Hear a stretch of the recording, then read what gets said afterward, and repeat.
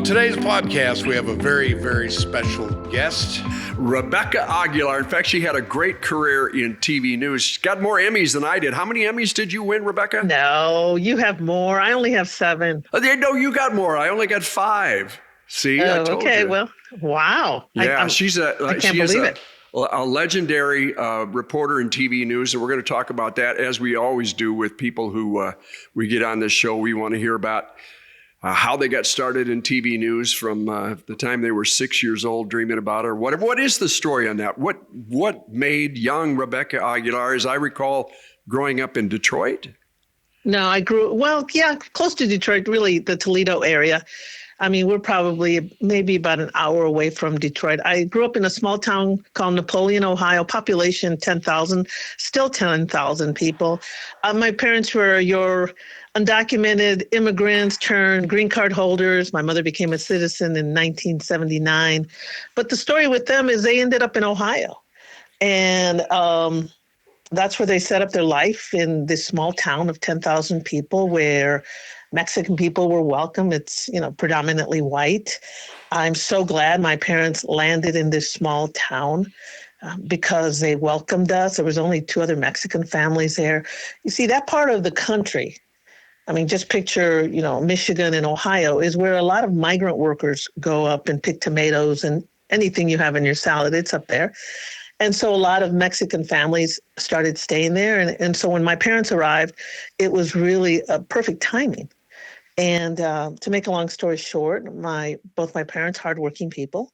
My mother became a migrant rights activist because she picked tomatoes. She didn't really speak English, so she picked tomatoes and learned English. So my parents became very involved with the community. My father eventually got a job at General Motors, just working on the line, helping make cars. But then someone encouraged him to become a union representative. He ultimately became a union leader.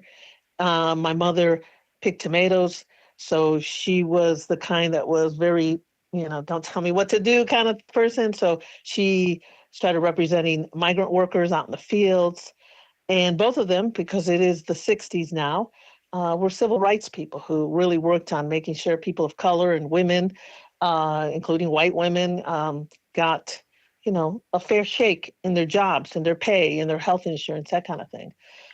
Well, that's in the meantime, wild. That's a great story. Yeah, in fact, growing up in Minnesota, I had a similar kind of a thing where they would come to pick the crops in the summer, and then some families would stay, just a few of them. And there was never any trouble where I grew up either, as far as, people being accepting about it. Yeah, I think because, we're in the minority, right? I mean, right. I think as Mexican people, we become the minority. So for people who think in any way we're a threat, we really aren't. And I just grew up in the best town. Yeah. I mean, the best, you guys. I just went back there recently. And I go back a lot, and it's just, I feel so welcomed. I just love, and I say it over and over, that it wasn't until you got outside the city limits where you felt a little different, But my father, in the meantime, he was very outgoing. Both my parents were very outgoing. They could walk in a room and own it. And he goes to a radio station in Fostoria, Ohio, and says, hey, I'd like to be on your radio station. Understand a man with broken English. And Saturday mornings and Sunday mornings, they thought no one's listening, but they were very smart. My parents were very smart. The guy says, yeah, $25, $50 an hour if you want to have a radio program. My father said, okay. So he started a radio program. He played Tex-Mex music, knowing that all these migrant workers were coming up. And in those days, you guys, picture this, Campbell Soups, different companies that had tomato plant, depended on tomatoes. They had their own little migrant camps. I mean, migrant workers would show up. What is that movie with Henry Fonda? Oh, gosh. Grapes of Wrath. Grapes of Wrath. Yeah. Right? Remember, they show up in camps, but they were not that bad as in that movie. But in some cases they were. But they had camps for migrant workers, right? Where you had a little home and the whole family would stay there. And then the grower would pick you up in the morning and take you to the field. That's how it worked. It made it easy for them. I mean, really, living conditions were not the best. I wish I had a camera back then. But my father realized early there's no entertainment for them. There's nothing to listen to. So he goes to this radio station in Fostoria, Ohio. I think they make him pay $25 or $50 for an hour. And on it, he plays Mexican music. He talks about, eventually he uses it for a place like, hey, we're going to protest in front of Campbell Soups for pesticides. He used it as a way of communications. And so he would say, that was my only time I would see my father. So he was like, hey, you want to come along? And I'd go with him, or my brother or sister, my mom. And he would say, here, remember UPI? I mean, for people who are listening to this, it was a wire service. You tear it off and you read the news. That's how it is. United Press International, yeah. Yes. Yeah, like AP, right? Yeah. There's a competitor with AP. Yes. But it was this thing for the people who are listening who are younger than us. It was this thing that you just ripped off a paper, had the latest news, and then the announcer, the host, the radio person would read it. Well, my father would rip it off and here, translate in Spanish. I was like, I don't know Spanish that well, how to write it, but I learned because we only spoke Spanish at home. It wasn't an order. It was just, it was just part of life, right? It wasn't like you have to speak Spanish. No, it was just part of our life. And so I realized early, and you guys know, being in broadcasting, that, he would say, okay, we're going to, tonight, here's some music, Little Joe and Little Joe and his band, Tex-Mex music, because they were all from Texas, right? But he's like, okay, Saturday morning, after the show, join us in front of the courthouse in Napoleon. We're going to be protesting pesticides. And sure as hell, people would show up. People would show up. Now, if you're wondering, here's marketing 101. My mother would go to every migrant camp in the area and say, here, bring out your radios. Remember radios. For people who don't know, there were radios with dials.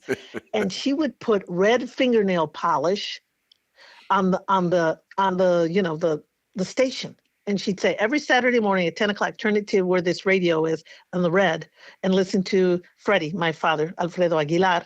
And they would. So she was the marketing person. He was the one with a message. They would show up for protests, and it wasn't protests all the time. It was like, show up for this health fair that they would put together or whatever. But that's how they did it. And I realized as a kid, whoa, my dad's popular. My mom's popular. And then, it just kind of, both of them were workaholics, in my opinion. But I think that's where I got the bug. I think that's where you learn two things from your parents. Don't be afraid of anything. Don't be afraid to challenge power. Use your communication skills the best you can. The importance of being bilingual. There was so much to learn from them that little did they know they were teaching it to us. Does that make sense? It does. And this is a fantastic story. This is one thing that Brian and I have loved about this podcast is we're hearing stories about people who we've known for years. And I've never heard this story. Rebecca, that is an awesome story. Oh, thank you. Very cool. Thank you. Very cool. And yeah. Fast forward just a little bit then.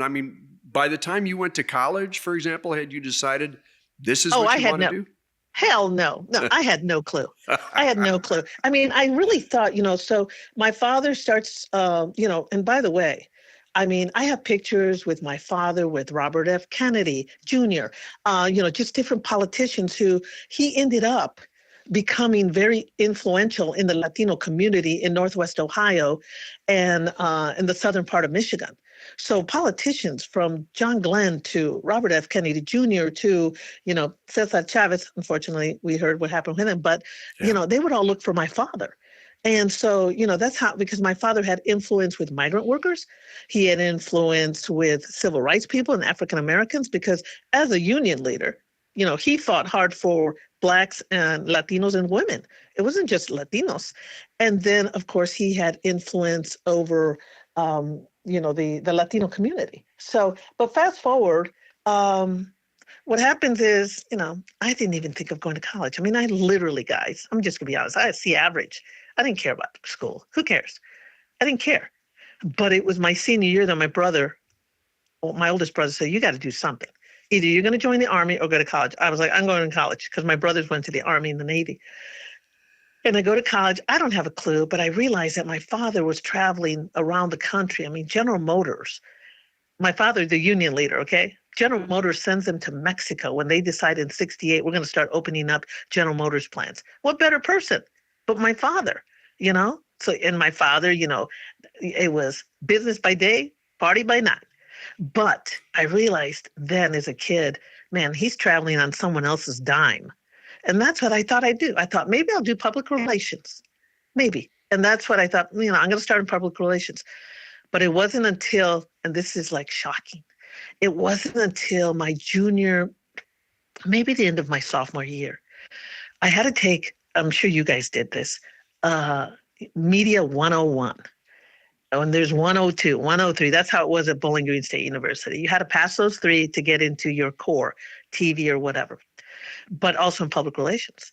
Media 101. One day, they have this guy come in to talk from the Washington Post. So I'm looking at the newspaper, and it's Ben Bradley. You guys know Ben Bradley? You know, big name. For people who don't know, he's the guy who was the boss over Woodward and Bernstein during the Watergate. You know, if you've seen the movie, you know who he is. Yeah, Washington Post. Yeah. So Ben Bradley's there to speak. And I'm looking at the newspaper, and, you know, I have it open to his picture and looking in, and I hear, good looking guy, right? I go, if you think so. And I look over my shoulder, and it's Ben Bradley.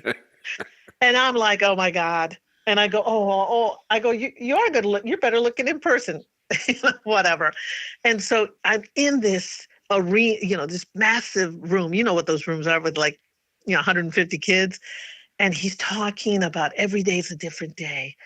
You know, I meet important people, blah, blah, blah. And I'm like, I am hooked. I'm like, I want to do what he does. I want to be a reporter. You know, I just want to be. And that's, I mean, he changed my life. And so did this local reporter in Toledo.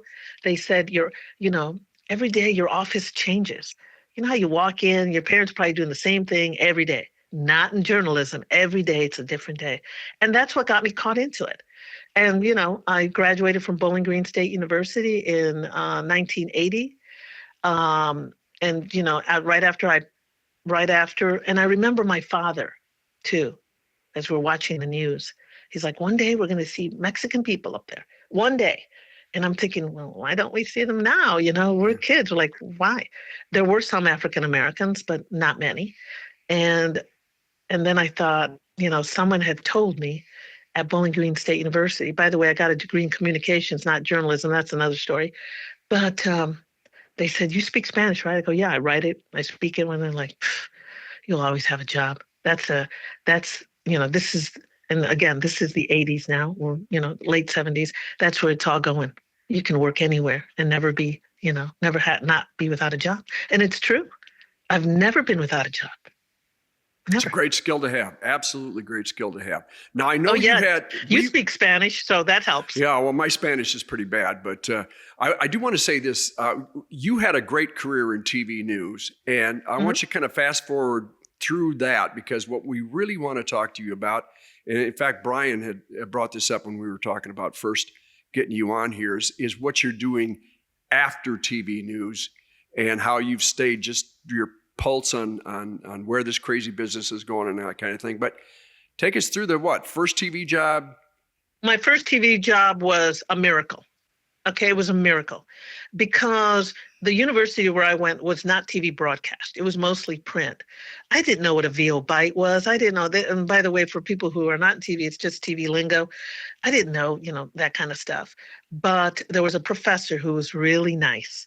And a month after, you know, 2 months after I graduated from college, my father passes away.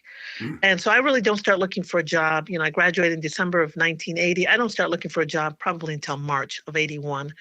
And a professor calls me. He's like, hey, there's a job opening for a part-time reporter at this Toledo station. It's the worst one in the city, but it's a start. I go over there. Paul Ray, may you rest in peace, gives me an interview. Just a wonderful man. He goes, you know nothing about TV news. You know that, right? I go, I know. He goes, well, so why should I hire you? I go, because I'm a fast learner. I'm good at what I do. I can learn it. People like me. I'm good at talking to people. I speak Spanish. You have a growing Spanish language community here. I just talked. He goes, okay, well, here's the question. He's like, well, tell me about your parents. Where'd they go to college? And I'm thinking quick.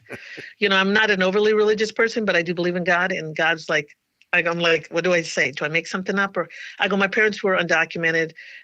They're green card holders right now, civil rights leaders, blah, blah, blah. I could tell his face changed like that. And then at the end, he's like, you know what? I'm going to give you a job, part-time. I said, okay. And I said, Paul, why? He goes, because you told me the truth about your parents. I love that. You could have hid it, that they were undocumented. And I was like, oh, no, I'm proud of my parents. And he's like, okay. I stayed there for about 2.5 years. He makes me full-time eventually. And then my assistant news director comes back from RTDNA, says, hey, WLS in Chicago needs someone bilingual to be a field producer. It's not on camera, but you just go out and do stories for other reporters. You'll work on the assignment desk, a news writer, they need you. And I go, okay, how much? Understand over here, guys, first job, making $18,000. And back then, I had an apartment that cost me $150 a month, by the way. So fast forward to Chicago, I go, how much? $60,000. I'm like, whoa, I'm rich. And I said, of course. And they're like, they want to fly you in. I go, okay, a news writer / field producer. I'm not even on here. And I, okay. They put me up in the Hyatt Regency in Chicago. They wined and dined me. That's how badly they needed someone bilingual. I take the job, but here's where I first learned about companies buying out companies. Some company, Cap Cities, buys this, whoever owned ABC at the time or this station. First person to be laid off is me. I'm laid off. By the way, we'll go back to that, being laid off and fired. So then from there, I'm there for a little bit. I realized, gosh, I got to start putting out, video cassettes, right? Video back then. I started sending out. I get offers, and I had stuff from Toledo, and I sucked, guys. I sucked. I couldn't do a live shot worth crap. We all did. I guess I must have been good looking enough for them. So I get offers from Grand Rapids, Fresno, Tucson, Corpus Christi, and I'm trying to think, and Fresno. No, those were the four. And I arrive in Corpus Christi because they all flew me in, and the woman that said hello to me, she became my big sister. She's like, what do you want to see? I said, I want to see the ocean. I've never seen it. She takes me to the bay. I'm like, I'm coming here, even though Tucson also wanted me. And I was there. I became a police beat reporter. I learned courts. I just knew what made the lead story. So I'm there a couple of years, then I get courted by Ken's TV in San Antonio. They come a-calling. They need a police beat reporter. I'm there a couple of years. Oh, there, by the way, CBS reaches out to me and says, hey, we have a minority training program. Would you like to be in it? And I'm like, me? And they're like, yes. Okay, sure. So they started paying me more money so I met, Mike Wallace, and they flew me to CBS. And the opportunities that I've had for being bilingual is unbelievable. I'm there in San Antonio a couple of years. My CBS / training program ends, and I get a job offer from USA Today on TV, which is a national show. They make me their bureau chief and put me in Phoenix, Arizona. I interview with everybody and their grandmother, and they're like, yes, we want you. I'm there, national shows, either you love them or you hate them. It got canceled in less than a year. Fortunately, my office was at KPNX, the Gannett station in Phoenix. And the news director comes marching in the office, Rebecca, I need you. Would you like a job here? I said, hell yeah. And so at the same time, they had hired John. By the way, that's my husband, who was a TV newscast director. Take one, take two. That's the guy. Great guy. And great guy. Love we you, John. both, have jobs at KPNX. I'm there a couple of years. The station sends me to cover the Los Angeles riots. Again, being bilingual. They send me with a photographer who's from Los Angeles. We go out there. We kick ass. Well, guess what? I'm working out of, KNBC. And they're asking me, can we run your packages? I'm like, mine? And they're like, yeah, you got great packages, I'm like, okay.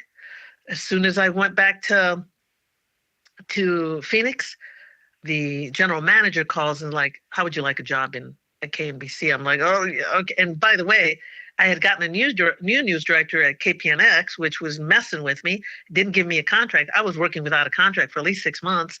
Well, they screwed up. God had a plan. So I take a job at KNBC. I'm at KNBC for, I have a 2-year contract. About 1.5 years into the contract, I walk because I just felt that, we were not getting, the people of color were not getting the assignments that we deserved. plus I broke a huge story that was taken from me and given to somebody else. And that's another story in itself. But again, God has a plan. And I called 3 news directors that I knew wanted me from the past. And one of them was Mike Seacrest, who had offered me a job in Miami a few years earlier.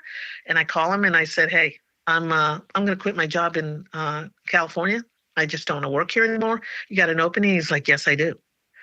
When can you come? And I quit in November, I believe. I said, I can't be there till January. He said, fine, start January 6th or something like that. I said, fine. That was it. And I ended up at the CBS station in Dallas, and within a year, I think, became the Fox station. Right. So and that again, would have been, we get 90, new bosses. But that's how it happened. I mean, there's so many stories in between, so many ups and downs. Yeah. But yeah. And then, and then as you guys know, I'm there 14 years and I get fired, which is fine. It happens. We all have been fired in life. And again, God had another plan. His plan was, I love you being a reporter, but I need you to be a leader, a motivator, an innovator, somebody who pushes back. And since then, I always tell people, it's not only what you know, but who knows you. And if they don't know you, they can't reach out with opportunities. And I've been blessed 100%. So for you people who have been fired or laid off, which I've experienced both, embrace it, own it, talk about it, and then see the opportunities right in front of your face. So you came to KDFW in 91, 92, somewhere in there, and you were there 14 years. Mm-hmm. And this is really what we want to get to talk to you about, because Mm-hmm. what you have done since you left TV news has been just astounding. And I've kind of watched this, and I know Brian has too. A lot of what you're doing is trying to give others opportunities and sort of shepherd them through this change. Brian and I talk a lot about, and hearing your stories, those were stories from the golden age of TV news, when a Phoenix station would send somebody to LA to cover the riots and that kind of thing. TV news is not like that anymore. But the changing landscape, Brian teaches at both UNT and SMU.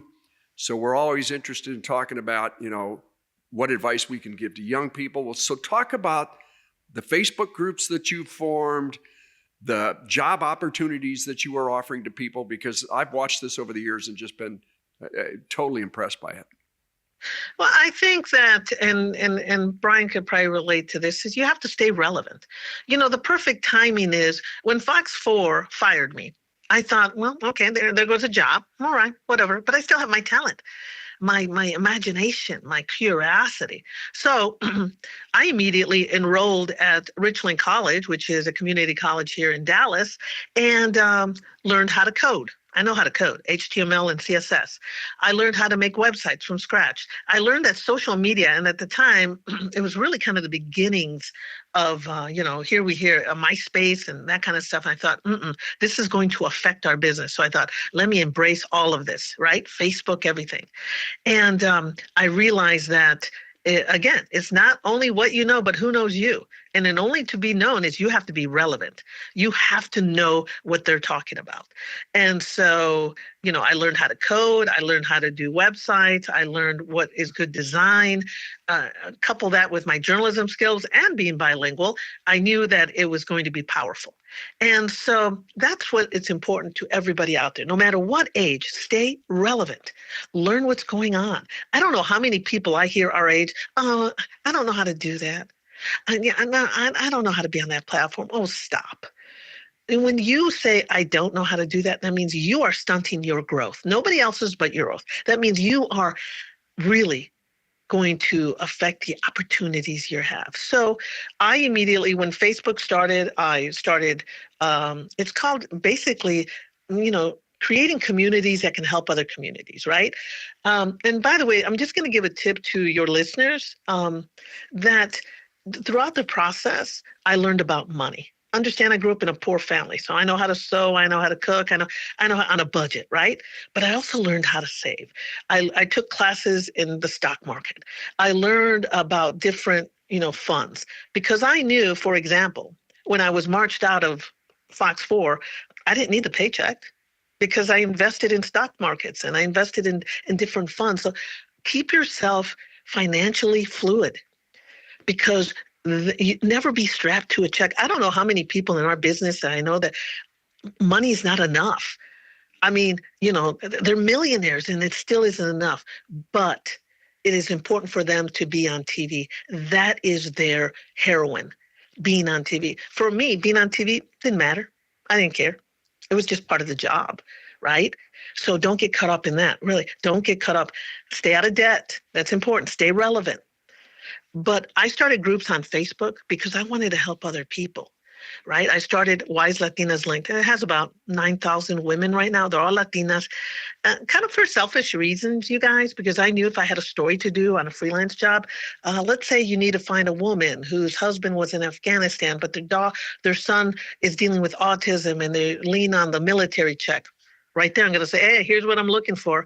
You got 9,000 women. Someone knows someone. So I used it for that, but I also helped them. I talk about it's a safe community. Later on, I think in 2016, I don't recall when I started Latinas in Journalism. I got tired of going to conferences, journalism conferences, and bosses were like, well, I can't find a Latina with experience and who speaks Spanish. Oh, really? Well, guess what? I have 4,000 Latinas. Tell me who you're looking for. And then in 2023, when I realized people are losing their jobs, guys, left and right, Wall Street Journal, the Washington Post, the Toledo Blade, the Dallas Morning News, TV stations, I noticed that, and this may sound like I'm throwing shade, but I noticed that a lot of journalists are caught up in their little bubbles. While I have a job, why the hell should I care about anybody else? They didn't. So then I realized, well, after I had become president of a large journalism organization, I realized I have connections that nobody else has. From the guy like Cesar Conde, who runs CBS, NBC News, to John Quinones, right? All these people some of them have become very close friends. And then, local reporters like you guys. And so, or journalists. And so what I did, I think it was probably at least 2023, I thought, you know what, I'm going to call this my initiative, the hashtag Calling All Journalists Initiative. Let me just put out a newsletter. Let me just, at the time, I think I had like 4,000 followers on LinkedIn. Let me just put it out there. You guys see a job, send it to me. Well, a few years later, now I have more than 100 jobs on a newsletter. I have 100 already that should be launched tomorrow. Or it always launches on the 5th of the month. And so I realized, you know what, let me use my network. And I'm there to help students. There are people who call me and go, Rebecca, how do I get out of this contract? Rebecca, this agent's looking for me. I kind of become a life coach in journalism because, I'm not looking for a paycheck. I don't need it. I've invested well. And so my advice is free. I think that's God's plan. You can't put a price on everything. I mean, I swear, there's so many people trying to make a buck out there. It's like, stop, people. I know you have to make a living, but at the same time, don't try to make it off people who don't have a job, students who don't even have a beginning. Geez, you know what? I appreciate my parents that they always told me it's not about money. It's about who you really are inside. And I know who I am inside. So, Rebecca, somewhere in all of this, you made a detour to UNT. So I'll give you a little trivia here. Mm-hmm. I teach in Sycamore. That's a building near the Union. And I make a right turn towards Sycamore 223. And on my left is a gigantic picture of you. Isn't so that I actually something? see you all the time. And I always look and go, whatever happened to it? Well, tell about that, because you got a scholarship to get your master's or something, right? Yeah. You got connected with Dorothy Bland, who was the dean at the time. So take us through that story. Well, what happened is a very good friend of mine, an entrepreneur, a journalist, Cheryl Smith, she calls me one day, Rebecca, the National Association of Black Journalists is having a regional conference in Dallas, and someone canceled on my panel, and I was wondering, can you come? I'm like, when? She said today or tomorrow or whatever. I go, okay, well, let me see what I can move around. And so, she's a friend, and I called her, and I could hear the desperation. Yeah, sure, I'll be there. I go to this panel, and I'm sharing this story because one opportunity leads to another opportunity. I didn't say, Cheryl, how much are you going to pay me or whatever, right? It was just my giving way. And so I show up at Paul Quinn College. That's where they were having it. And it is packed with people. And I get up on this panel with two other people that I really had never met. And the first question is, Rebecca, how do you negotiate a contract? I go, you better be damn good at what you do and have a list. And I had the last sheet of 125 stories I broke, exclusives, my last year at Fox 4. I rolled it out. It was basically on this big sheet. I go, see this? These are all the exclusives I had at Fox 4 the last year, by the way, when they fired me. And they all went, ah! And I go, yeah, that's another story. Anyway, so they're looking at this list to go, this is how good you have to be. You have to negotiate and say, look, these are the stories I broke. It wasn't Richard Ray. It wasn't Sean Rabb. It was me. And I beat Telemundo and Univision, by the way. And they're like, I go, that's how good you have to be. You have to be good at what you do. You can't just say you want a contract. Well, anyway, I'm saying this. You know what? I'm pretty blunt. The other two, they're giving their 2 cents. Well, you know how good of a speaker you are when people line up to talk to you. And they lined up. And I was telling people, no, come over here. Let's all hear our own questions. That's over. At the time, I didn't know Dorothy Bland, who was the dean of the school at the University of North Texas, journalism. And she approaches me and she's like, well, where are you teaching? I go, nowhere. I mean, I have more awards, 50 awards, including nominations with the 7 Emmys. And I can't teach at SMU. I have more experience than some of these people put together. But because I don't have a master's, I can't even teach at a community college. It's disgusting. That's what I told her. She's like, well, I'm the dean at the University of North Texas. And I go, oh, the journalism department. She goes, oh, well, good to know. And how would you like to get your master's? I'm like, well, I'm 58. I'm 58 at the time, right? And I said, I don't know. She goes, no, I have a $10,000 scholarship. I go, what? What? And that was it. And I went. She offered me, 2 years, which is 20 grand. I got my, the beauty of it, of getting your master's is that in these schools, the good professors use me as a tool, right? Tracy Everbach, excellent, who recently left the University of North Texas. Dr. Everbach sat me and the other grad students in the front, and she'd be talking about an issue. She's like, Rebecca, and she introduced me to everybody. We have a veteran. She's got, look her up. And Rebecca, what are your thoughts on, when police try to push on you out in the field? Well, I would give my 2 cents or give a remark about it. So it was a wonderful experience. I think I was 60 years old when I got my master's, and I taught other people. It's never too late. Again, staying relevant. There would be times where some of these students would come up to me, Miss Rebecca, blah, blah, blah, da, da, da. Sure. I treat them with respect. At the same time, I learn from them, right? I learn from them. There's a few things you can learn from them, of course, but it was a beautiful experience. But again, to both of you, I say this: when someone offers you or asks for help, you never know where it would lead you. Look, if I wouldn't have gone to do this with Cheryl, I wouldn't have met Dr. Bland, who offered me a scholarship. That's it. Another great story. Before we get too far away from it, you just kind of briefly touched on the fact that you put out a newsletter every month that's got 100 jobs on it. Is that typical? And Yeah. If people are interested in that, tell them more about how they can get involved with your newsletter, because all you have to do is go to RebeccaAguilar.wordpress.com. See, again, a free format. If it's free, no one cares if it's RebeccaAguilar.com, which I do own my name. And I put it out there usually the 5th of every month. It wasn't 100 in the beginning. I think the first one had like maybe 70. But since then, yeah. I mean, like today I have to work on it. 100 jobs. I get them from everywhere, everything from, a tiny town in Minnesota to a new nonprofit to fellowships. I mean, what I tell people is look at the newsletter, think about, changing platforms. Maybe you're doing, audio, radio today, but tomorrow you also give my 2 cents. Like, have you updated your LinkedIn? And by the way, because I've grown to be relevant, I have literally gone from 4,000 followers on LinkedIn to 30,000. And 30,000 on LinkedIn is like huge. That's a lot. Because, LinkedIn is the professional place. And they're for real because there's a lot of people I decline. But the newsletter is just for anybody of any age. I recently heard from a woman who had been let go from AP, I believe. And she took a job, somewhere like in California, some new nonprofit. And she thanked me. And I was like, yeah, sure. She just decided, you know what? I divorced. I think she was semi-retired and thought, you know what? I'm going to try California. Why not? And she took a job because I tell people, try something different. I mean, after I got fired, I got job offers. Why not? And I just didn't take them, obviously, because my husband still worked at Fox 4. And I knew that I was going to go independent somehow, some way. But again, the newsletter is to show people that if I can put together a newsletter, you can too. You both could put together a new, Richard, definitely. Brian, both of you could put newsletters together.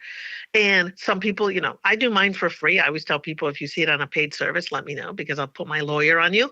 But yeah, but again, that newsletter has led me to opportunities. Like I had an organization fly me to DC the past few months because they were fighting the Next Star Tegna takeover. And so they wanted me to go and talk to different senators and congressmen on why it shouldn't happen. And I went and told them. And obviously, if you have a woman like me show up with 45 years of experience and all the Emmys, and you can Google me, you're going to go, okay, this woman's legit. So I talked to many senators on why that Next Star Tegna thing should stop, right? So you get opportunities because people see you out there.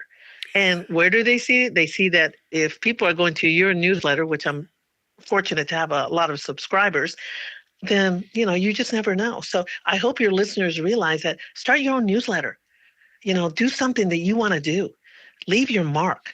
Because I have definitely left my mark all over the place. The way you have networked is just really is incredible. The networking that you have done. I also want to brag on you, but I don't want to say it wrong because I know you were vice president of the National Hispanic Journalist. Correct me if I'm wrong on that. I was vice president of the National Association of Hispanic Journalists.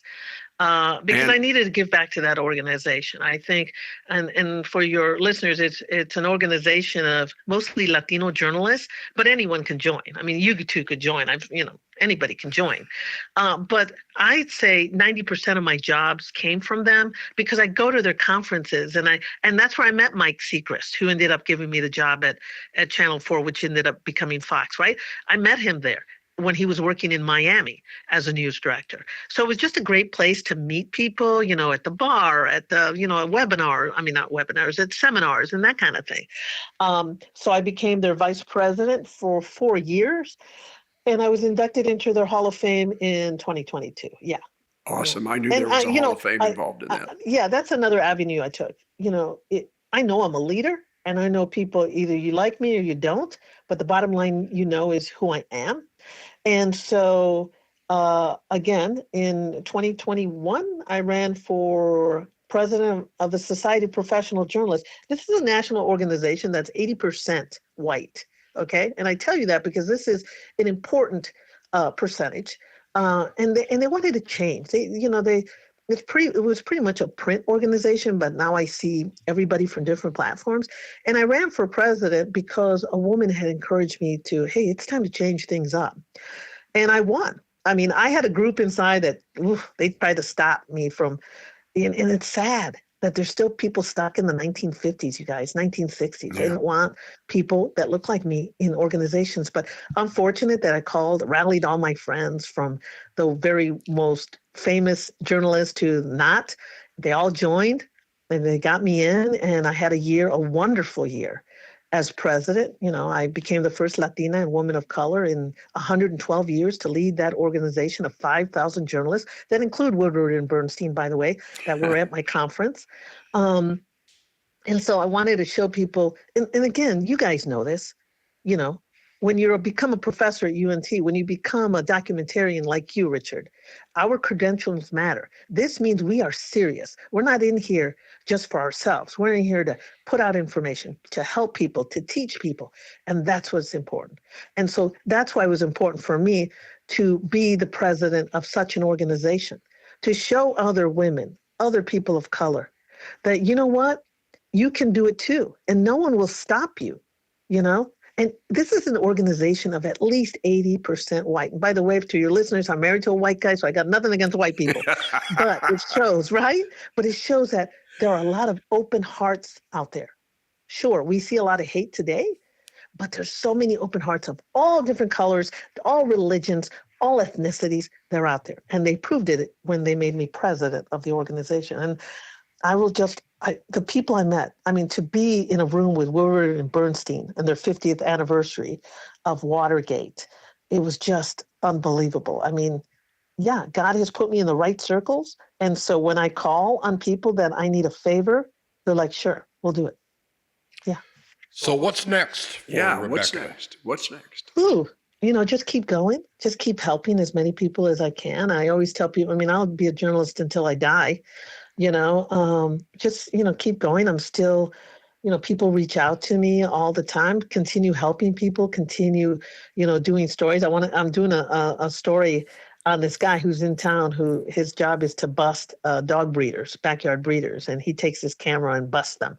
But I love those kind of human interest stories and help students just continue on my mission of helping others. And to your listeners, I want to tell them that, when you fall, I mean, I'm sure people thought that, being fired or being laid off, as I've experienced, some people have experienced, death. My mother recently passed away, or a divorce, or, they feel like, gosh, I didn't get that job because I'm not skinny enough or pretty enough or blonde enough or, whatever. You got to take those negative things and use them how to fuel you, right? One of the things I learned in journalism, 28 years in TV news and 7 newsrooms, is even in a toxic work environment, which you guys know some of these newsrooms can be, you take that toxic fuel and fuel it so you push forward, right?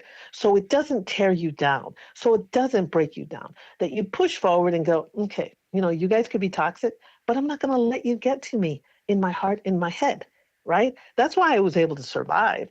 That's why when they walked me out of that TV station, I realized, you know what? God has another plan. Ain't going. I was making $130,000 a year. Other people would have fainted. But you know what? God said, mm-mm. What's the biggest change you've seen? Well, what I have not seen, let's start with what hasn't changed, are toxic newsrooms, right? Bad managers teaching other bad managers bad skills. So that still exists. I mean, and several groups on Facebook where you see people talk about how people are toxic. But, we're always going to be in toxic places. I mean, not just in our business, they're everywhere. And what I've seen is, perfect example is my son, right?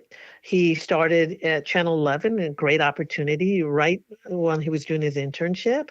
And then he became an executive. He went from there, became a producer, a supervising producer, became an executive producer in Detroit, executive producer in Austin before the age of 28. And so what I realize is one of the things that my son has taught me is, you know what? When you don't feel appreciated, it's time to move on. And that's what he's done. Right now, I mean, he changed careers. He's now in the health media relations kind of, which a great company in Austin. But one of the things I learned from young people like him is those days where we stayed with companies for 14, 20 years until retirement, that doesn't exist anymore. What I love about these young people is that they are unafraid to just, you know what, I'm leaving. That's all there is to it. I'm not going to stay here. That after 14 years, they go, bye-bye, poof. No. And that's what you learn. I've learned that from my son. I've learned that from many young people. But what I also learned from them is that, and this is you asking me about today, is that, continue learning, continue being out there. They're dealing with their own issues, right? I had never heard about the imposter syndrome until probably 10 years ago. Never heard of it. I'll be honest with you. Imposter syndrome is when you believe that you're not good enough for something. I've never had that, but it's something that's real. They're not afraid about talking about how the job, people, assignments affect their mental health. I mean, yeah, I used to go home with knots in my stomach. I used to drive to work knowing I had to face certain managers that I just tremendously disliked. But that was my mental health. I never realized until these younger people realized, hey, we can't let that happen. So, you got to kind of go with what's going on today, if that makes sense. I mean, I hope I answered your question.